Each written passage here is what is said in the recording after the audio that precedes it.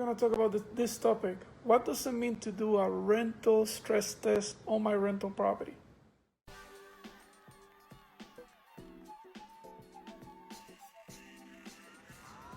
Very simple.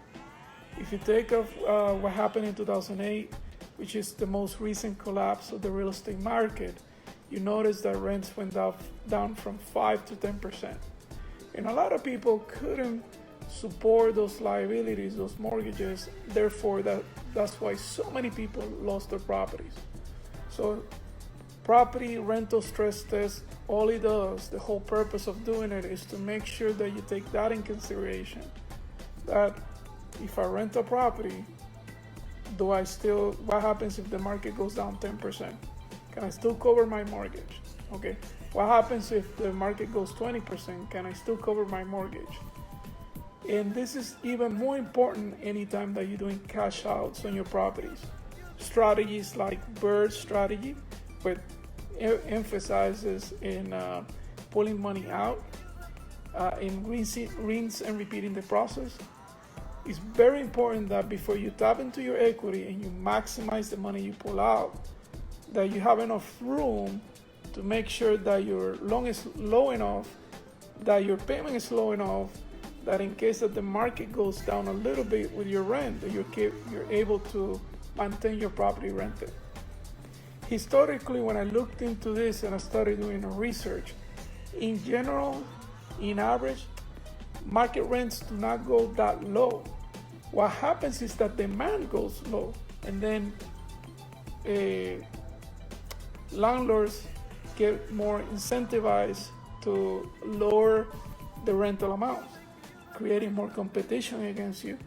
Your neighbors are going to rent the property lower than you, and all of a sudden you're going to be stuck into a situation where your property does not rent for the minimum you require to cover your liability. Another thing that happens in a very bad market, you want to be able to bring your best top tenants. You need tenants that are stable financially, so they can stay in your property.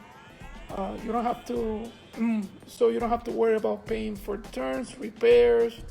It does happen. It happened to me in 2008, where I over leveraged.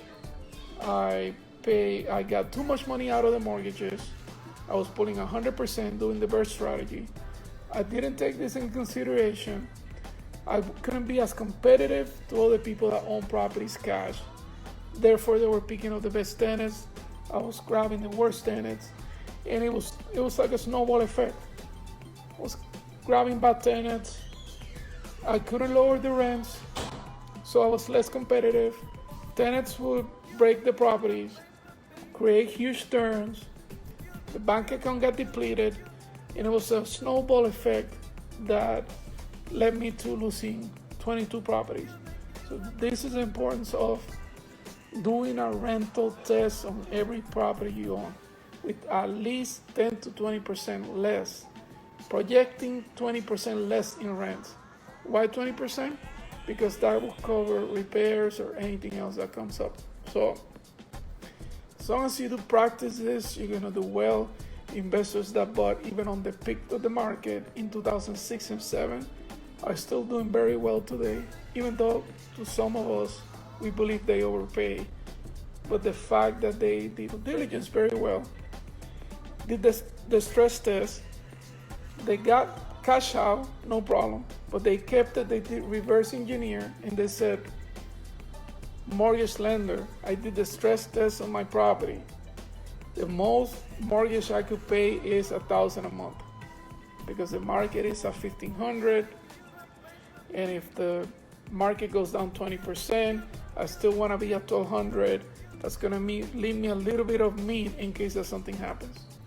So make sure you always stress test your properties before you buy them, your rental properties. Do not take. I'm a huge advocate of taking equity out of your property because sitting equity doesn't do anything, doesn't return anything. But do it the smart way. Make sure that you do reverse engineer, figure out with your mortgage lender what the maximum money that you can mortgage the property for, as long as the payment doesn't go beyond the spread that you need in case that the market turns around. This is Jorge Vasquez with Graystone Investment Group, where you invest and we do the rest. Thank you.